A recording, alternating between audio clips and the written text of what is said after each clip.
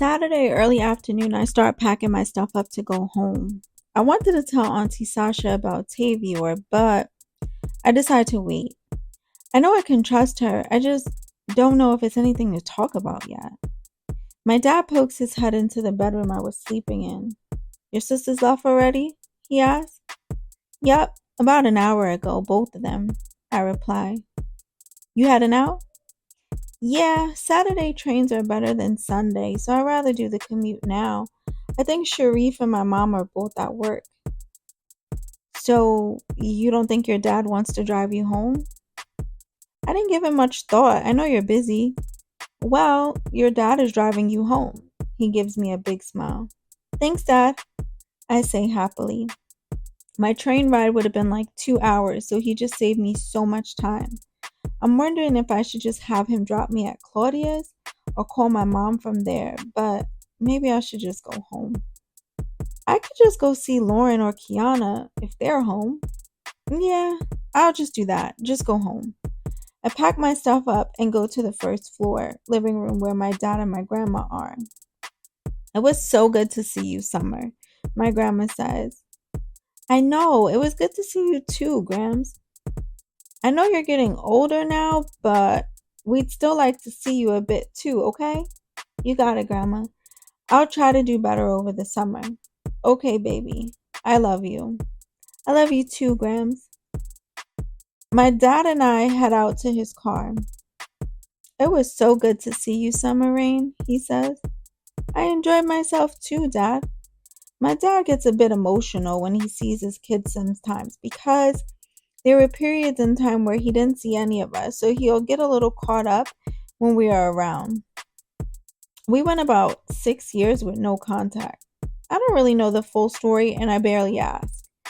My dad and I are pretty open about things, so he'll wait until I'm really ready.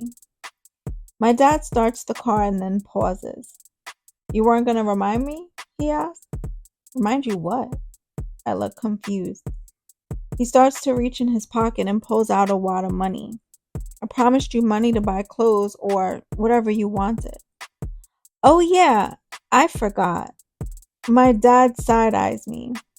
I didn't forget, but sometimes he bites off more than he can chew. He'll promise things and then things fall through and he gets ashamed to say he can't do it. He hands me $300. Can that get you enough summer clothes? I should be fine.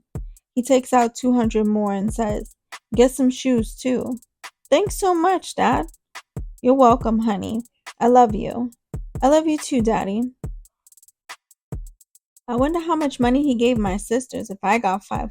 I'm not going to ask them though. As we start to drive home, it's a little quiet and then my dad breaks the silence. Some? Yeah, Dad? Do you have a boyfriend? No. Why? I reply. Just asking. You don't have to lie to me. I just want you to be safe in whatever you do. I mean it.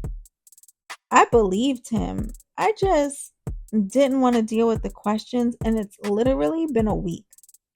Maybe in a few months, if it lasts that long, I'll be honest. I know, Dad. My dad and I chat the rest of the way home about school and my future. I'm not really sure what I want to do when I get older. I just want to be financially secure. As my dad is walking me to my building, Sharif is walking up. He stops to talk to my dad.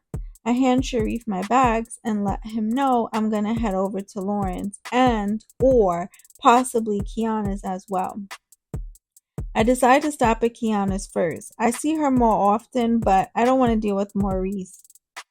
It's about a 10 to 15 minute walk to Kiana's house. I hope she's home. I get to her house and ring her buzzer. Someone is usually home in her house. Her mom speaks through the intercom. Who? She says loudly. Summer Rayne. I hear the sound of the door unlocking. I pull the door and walk into the building. She lived on the first floor. I loved her building. I don't really know why, but I do. I get to her front door and her mother already unlocked it. Hi, Mom. I give her mother a hug. Hey, baby. How you been? I'm good. How are you? I've been better, but I'm okay. Is Kiana here? Yeah, she's in her room. Chantel is here too. Thanks, Mom. I walk off towards Kiana's room. I burst in the door without knocking. Guess who? Hey, Summer, Kiana says. Hey, girl, Chantel says, but she looks relieved. I scan the room and see two of Kiana's cousins from Harlem are over too. Hey, Summer, they say almost in unison. Oh, snap. Eve and Nyla? Mom didn't say y'all was here too? We literally just got here, says Nyla. Eve and Nyla are a year apart. Eve is 13 and Nyla is 12. Nyla hates Chantel. We don't know why. She just always makes her uncomfortable when she's around. She says she thinks Chantel acts like she's better than us because she lives in Bayside. All the convincing in the world can't make Nyla like Chantel. We've tried. Eve and Nyla look similar to each other. Both brown skin, both short, small stature, and long black hair. Nyla just has light brown eyes like their mom. How was the dinner? Kiana asks. Fine, until Jazz beat up Maya, then tells everyone she has a boyfriend. So my father starts interrogating me. I'm cut off by Nyla. Oh, he told us you have a boyfriend. I roll my eyes playfully and start laughing. Kiana, stop telling people. I am not people. I am family, Nyla says and smirks. We all start laughing except Chantel. She's sitting quiet and kind of sulking. What's wrong with you? I ask Chantel. Nothing is wrong with her, but back to this boyfriend, Summer Rayne. Nyla interjects with a snide tone. I tell her a little about Tavio and Nyla gets so excited. Watch my first boyfriend, he's gonna be the flyest nigga in Harlem, she says. We believe it, says Kiana. Kiana's mom opens the door to tell Chantel her mother is here to take her home. Bye, Nyla says abruptly and rolls her eyes. Eve nudges her leg in an attempt to tell her to be nice. I'll call you later, Key. See y'all later. Chantel gathers her bags and leaves the room. Why you don't like that girl? Eve asks Nyla. Why she gotta act like she's better than us because she lives in Bayside? She doesn't. You keep saying that. She's nice. Stop. She's sneaky. Nyla snaps back. Now she's sneaky? Shut up, Nyla. Eve has the big sister authority tone in her voice. That's Kiana's friend. I don't care. Summer is my favorite anyway. Nyla replies as she rolls her eyes. I love you too, Nye. I reply and break the tension.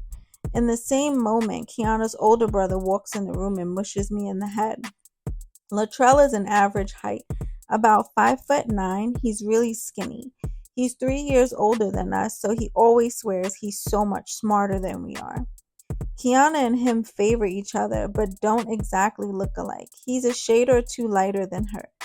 Haven't seen your ugly ass in a while, says Latrell. I swing behind me without looking and hit him in the stomach.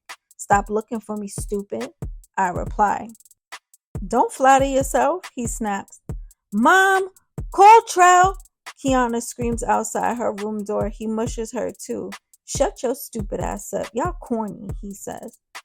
But here you are, I reply. Shut up, Summer Rayne. Get out! Kiana screams and throws her sneakers at him. Latrell, leave them girls alone, shouts Kiana's mom from the other room. They're barely girls, Mom, he says from the hallway. Kiana sticks her middle finger up at him. Mom, he shouts and I kick the door closed. I'm glad my brothers are small and the rest don't live with me, I say. Be grateful, Eve says. Let us say a prayer, says Nyla. We all start laughing. Let me go home before my mother has my head. I didn't even go home. I handed Sharif my stuff while he was talking to my dad. Wait, how did your dad react to Jazz having a boyfriend? Kiana asked. The usual, threatening to break knees. The sad part is he's serious. Jazz don't care. She's telling you what it is, you like it or not. I like your sister some. Bring her around, says Nyla. I bet you do. Sounds like you, says Eve. We all start laughing. I say my goodbyes and head back toward my house.